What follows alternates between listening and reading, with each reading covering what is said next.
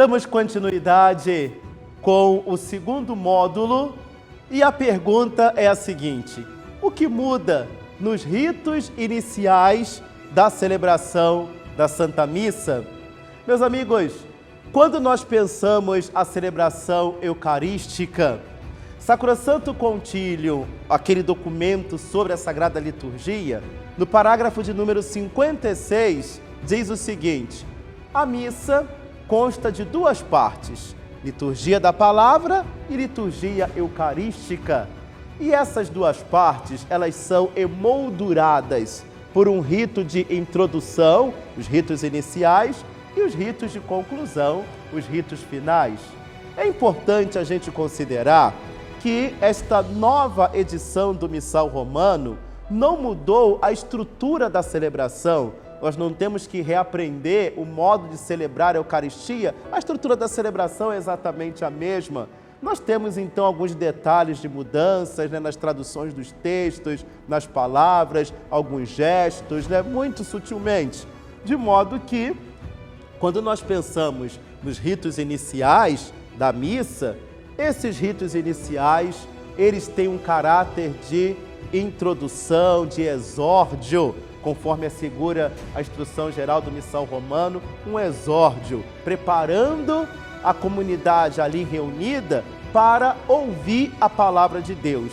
O que nós temos finalmente, meus amigos, de mudança, nesses ritos iniciais? Primeira coisa que talvez poderíamos colocar em evidência, uma fórmula de saudação feita por parte do sacerdote, dizendo assim: a graça e a paz daquele que é, que era e que vem, estejam convosco.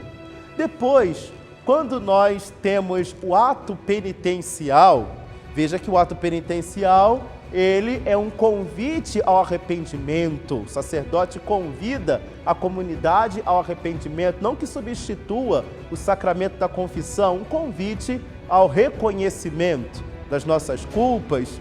E com isso, nós temos uma novidade que, se o sacerdote utiliza esse convite falando assim: confessemos os nossos pecados, aí nós agora passamos a fazer uma tríplice confissão da nossa culpa, por minha culpa, minha tão grande culpa.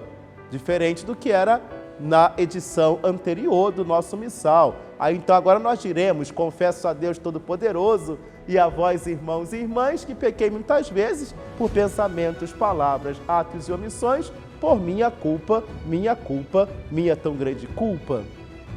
Depois, meus amigos, uma coisa também que pode nos interessar no que toca ainda aos ritos iniciais, quando o sacerdote ele faz aquela oração do começo da missa, oremos.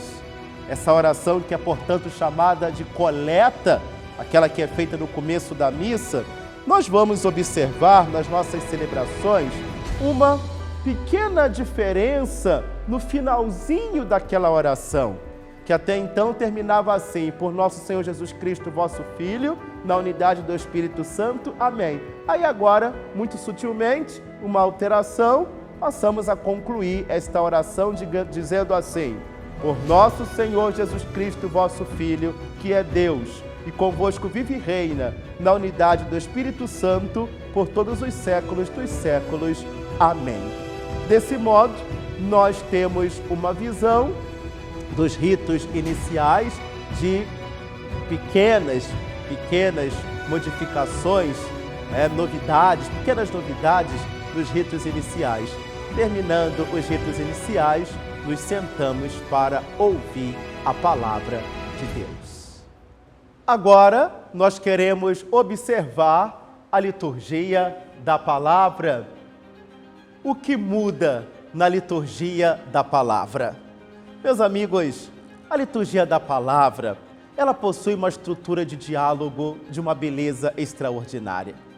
Nós nos sentamos para ouvir a palavra de Deus. Primeiro Deus nos fala e nós escutamos. E todo mundo que escuta o outro falar, depois também dá uma resposta. Aí, depois de ter escutado o Senhor que nos falou com a leitura, nós respondemos a Ele com o Salmo. Por isso, então, o Salmo responsorial, e aí se visualiza muito bem um diálogo. Deus falou e agora nós respondemos a Ele com o Salmo responsorial, e que é, então, uma resposta perfeita. Pensando nesta terceira edição do Missal Romano, meus amigos, nós não temos grandes alterações, digamos assim, grandes novidades no que toca à liturgia da palavra. Talvez o que podemos colocar aqui em evidência, a liturgia da palavra, ela então começa com a primeira leitura e ela termina com a oração dos fiéis, as preces da comunidade. Desse modo, quando nós celebramos os domingos e as solenidades, nós recitamos o símbolo que nós chamamos popularmente o credo. Desse modo, nós observamos aqui na nova edição do Missal que está sendo dito assim: em seguida, faz-se a homilia, terminado o evangelho, faz-se a homilia que compete ao sacerdote ou ao diácono. Ela é obrigatória em todos os domingos e festas de preceito e recomendada também nos outros dias, a homilia.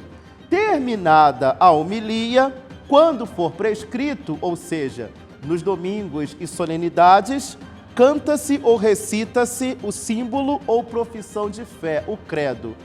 Aparece aqui, digamos assim, na terceira edição do Missal, o credo, aquele que popularmente conhecemos como o maior, usando uma linguagem popular, que é chamado o credo ou símbolo niceno-constantinopolitano. Aparece logo em seguida para ser recitado, cantado ou recitado este. E depois, feito este símbolo, recitado este símbolo, tem ainda uma outra orientação que diz o seguinte: no lugar deste símbolo niceno-constantinopolitano, pode-se usar, sobretudo nos tempos da Quaresma e da Páscoa, a profissão de fé batismal da Igreja Romana, o assim chamado símbolo dos apóstolos. O que nós estamos observando aqui? Aparece como primeira opção para uso frequente aquele credo ou símbolo niceno-constantinopolitano. E como segunda opção, utilizando-se sobretudo em algumas ocasiões, como ele se refere na Quaresma e na Páscoa, aquele outro que nós até utilizávamos com uma frequência maior, que é o símbolo apostólico. Penso que seja um detalhe importante a ser observado, porque é assim que se apresenta agora aqui nesta terceira edição do Missal Romano. E depois, com a oração dos fiéis, se conclui a liturgia da palavra. O que muda na liturgia eucarística? Esta terceira edição do Missal Romano apresenta detalhes muito importantes que merecem ser observados por nós no que toca à liturgia eucarística. Lembrando que a liturgia eucarística, onde ela começa e onde ela termina? Ela começa com o ofertório e termina com aquela oração depois da comunhão.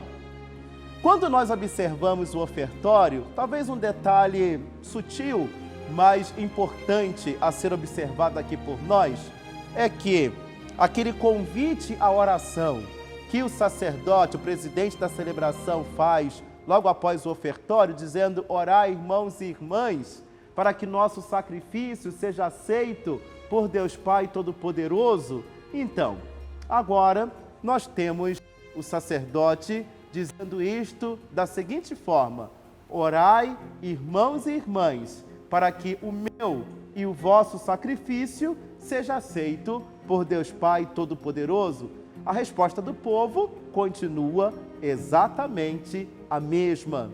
Depois, nós podemos observar que, quando nós temos o prefácio que introduz a oração eucarística, veja que, nesta terceira edição do Missal Romano, nós temos alguns prefácios novos. que foram acrescentados. Então, por exemplo, o prefácio dos Santos Mártires, que era apenas um na edição anterior do Missal, agora tem mais um, prefácio dos Mártires 1 e 2. Temos também o prefácio dos Santos Doutores da Igreja, que não tinha, agora tem. Então, alguns prefácios novos, assim também como algumas orações de coleta no começo da missa, também foram acrescentadas, algumas novas que foram colocadas. Então, nós temos também alguns prefácios novos. Depois, na oração eucarística, nós temos coisas muito importantes que precisam ser observadas.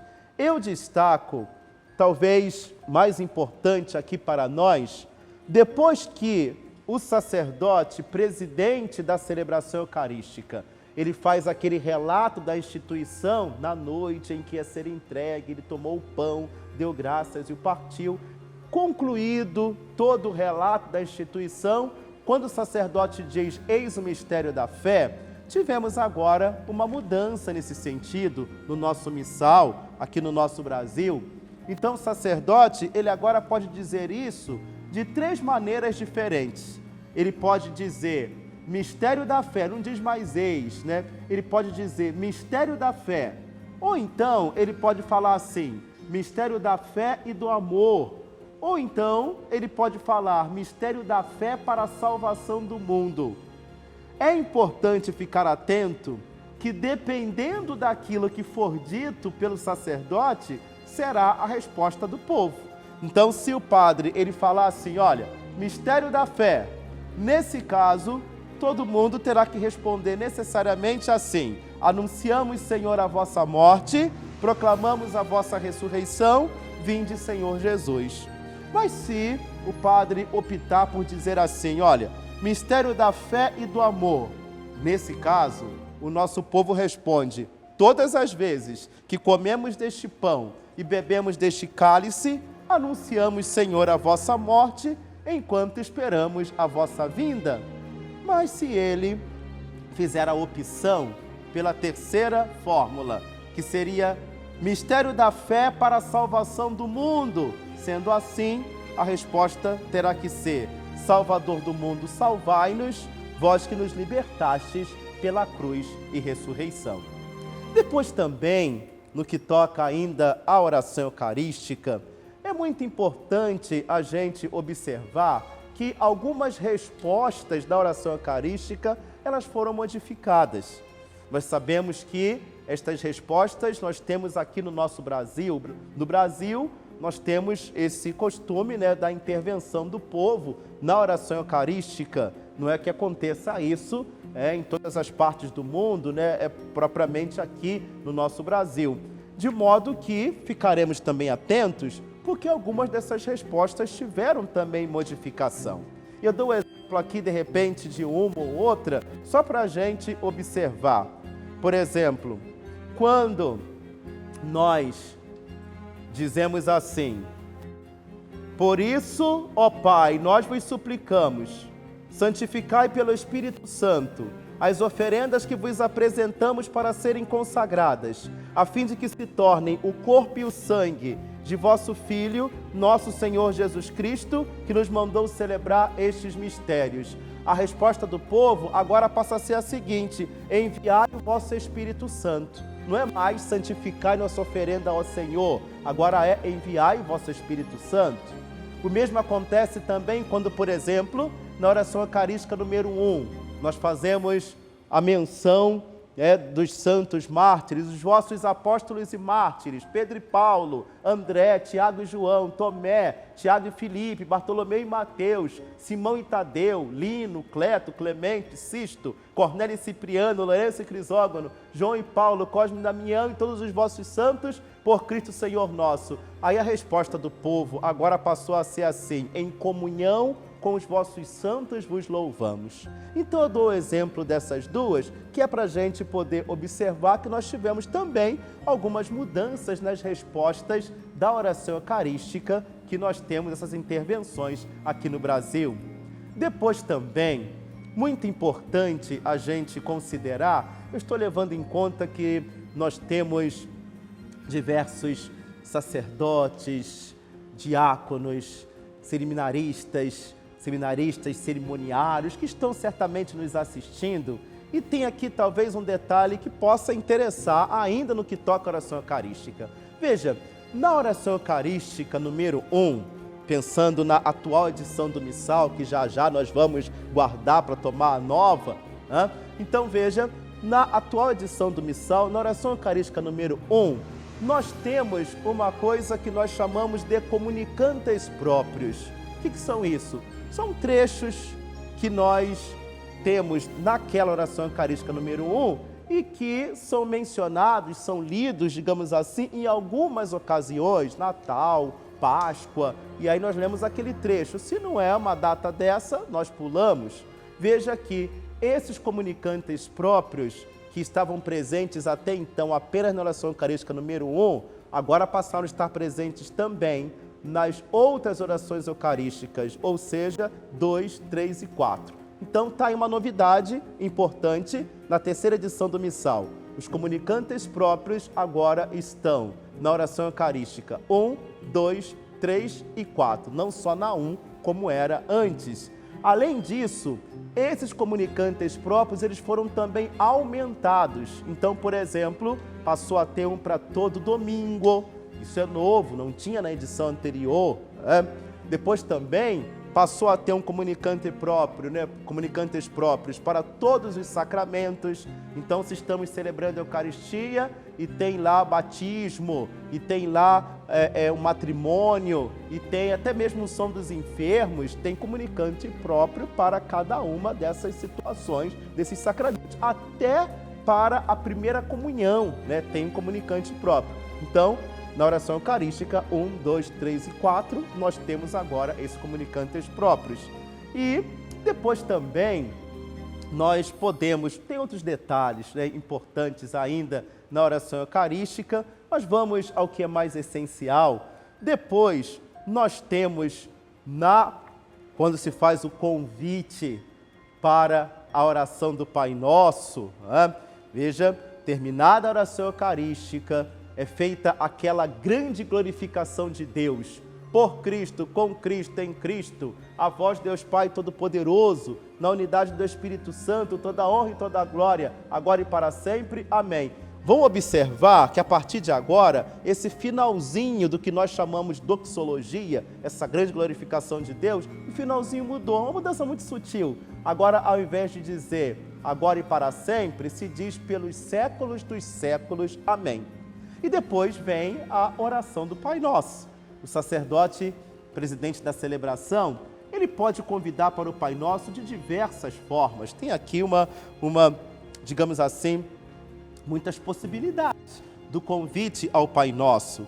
E foi introduzido no Missal do Brasil, na tradução do Brasil, nós temos a introdução de uma nova fórmula de convite ao Pai Nosso, a última, que é assim, guiados pelo Espírito Santo, que ora em nós e por nós, elevemos as mãos ao Pai e rezemos juntos a oração que o próprio Jesus nos ensinou. E aí segue com a oração do Pai Nosso. Assim nós temos estas novidades, digamos assim, que podem ser observadas por nós no que toca à liturgia eucarística. Uma realidade também muito importante nesta terceira edição do Missal Romano é o calendário dos santos. Nós tivemos no próprio dos santos a inserção de muitas outras memórias e, no caso do nosso Brasil, vale a pena destacar algumas. Então, por exemplo, nós passamos a ter no dia 9 de julho, uma brasileira, Santa Paulina, do Coração Agonizante de Jesus, que foi canonizada pelo Papa João Paulo II em 2002, está presente aqui no nosso Missal do Brasil, nesta terceira edição. Depois também, no dia 3 de outubro, nós temos a inserção dos santos mártires do Nordeste, André de Soveral, Ambrósio Francisco Ferro e seus companheiros mártires, que foram canonizados por Papa Francisco no ano de 2017. Temos também a inserção da memória do Frei Galvão, Santo Antônio de Santana Galvão, no dia 25 de outubro. Ele que foi canonizado pelo Papa Bento XVI aqui mesmo no Brasil, no ano de 2007. E precisa também ser destacada a Santa Dulce dos Pobres, que também agora está presente no nosso missal. No dia 13 de agosto, celebramos a memória de Santa Dulce dos Pobres, que foi canonizada pelo Papa Francisco em 2019. E vale a pena também lembrar que recentemente Papa Francisco elevou Santa Maria Madalena, que era uma memória, elevou uma dignidade maior, se tornou agora uma festa. E ela passou a ter, inclusive, um prefácio próprio, chamado a Apóstola dos Apóstolos. Depois também, nesta terceira edição do Missal Romano, quando nós abrimos aqui o Missal, por exemplo, no dia 12 de outubro, não aparece mais escrito Nossa Senhora da Conceição Aparecida, como estava antes na edição anterior. 12 de outubro, solenidade Nossa Senhora da Conceição Aparecida. Como é que está escrito agora, na nova edição do Missal? Agora vem escrito assim: Bem-aventurada Virgem Maria da Conceição Aparecida. Então nós observamos esta realidade que está presente assim nesta terceira edição do Missal. Chegamos nos ritos finais e assim nós vamos concluindo este nosso momento formativo sobre a terceira edição do Missal Romano. O que muda nos ritos finais? Meus amigos, os ritos finais da celebração eucarística, ele está contextualizado em que momento? Terminada a oração depois da comunhão, com a oração depois da comunhão, termina o rito da comunhão. E a partir dali é que então temos os ritos finais, é onde são feitos alguns brevíssimos comunicados, não podem ser extensos, brevíssimos comunicados de acordo com a realidade, com a necessidade da comunidade ali reunida, e é feita a bênção final e conclusão. Eu penso que uma coisa muito importante que nós precisamos considerar como novidade na terceira edição do Missal Romano é que durante o tempo da Quaresma nós passamos a ter aqui no próprio formulário para cada dia uma oração sobre o povo para o sacerdote concluir a celebração eucarística. Lembrando que é importante reforçar, essas orações sobre o povo, elas serão feitas durante a Quaresma, não em outros tempos litúrgicos, durante a Quaresma, e nós temos uma para cada dia da Quaresma. E são orações belíssimas que estão inclusive no próprio formulário, abrindo o missal. Em qualquer dia da Quaresma, está agora assim, a oração de coleta, como já tinha, a oração sobre as oferendas, a oração depois da comunhão e uma quarta oração que aparece aqui como novidade dentro do formulário da Quaresma, que é essa oração sobre o povo. Elas aparecem aqui, entre parênteses, dizendo que é de uso opcional, mas quando é no dia de domingo, em dia de domingo, não aparece aqui uso opcional, aparece nos dias de semana, dizendo de uso opcional. Agora, meus amigos, eu aproveito para convidar cada um a observar bem essas orações que o sacerdote poderá pronunciar, então, sobre nós, durante o tempo da Quaresma, concluindo cada celebração eucarística. Eu dou exemplo de uma, talvez para a gente visualizar e perceber o conteúdo desta importante oração. Por exemplo, no final da missa, o sacerdote dirá: o Senhor esteja convosco, Ele está no meio de nós. Aí, no lugar daquela fórmula de bênção, ele então faria uma oração sobre o povo, por exemplo: concedei, Senhor, a vossos fiéis a abundância de graça e proteção, saúde da mente e do corpo, plenitude da caridade fraterna e a felicidade de viverem sempre no vosso amor. Por Cristo nosso Senhor. Amém. Abençoe-vos, Deus Todo-Poderoso, Pai, Filho e Espírito Santo, e de em paz, e o Senhor vos acompanhe. Então, dessa forma, nós teremos cada dia da Quaresma, para cada dia da Quaresma, esta oração sobre o povo. Nos outros dias, nos outros tempos litúrgicos, continua também como já era antes. Penso que seja importante colocar em evidência essa importante novidade na terceira edição do Missal Romano. Repito, uma oração sobre o povo para cada dia da Quaresma, para concluir a celebração da missa. Assim, nós tivemos a oportunidade de observar alguns detalhes principais desta nova edição do Missal Romano. Eu agradeço cada um pela atenção em nos acompanhar nesses módulos 1 e 2 e digo, se você tem uma pergunta, uma dúvida, se você deseja algum esclarecimento, envia para nós, manda para a nossa arquidiocese e nós teremos o imenso prazer de responder a sua dúvida, a sua pergunta, com o desejo de contribuir cada vez mais com o seu conhecimento, com a sua formação. Uma formação para a liturgia e a partir da liturgia, para que, conhecendo mais, possamos celebrar também muito melhor e viver muito melhor. Muito obrigado, que Deus te abençoe, em nome do Pai e do Filho e do Espírito Santo. Amém.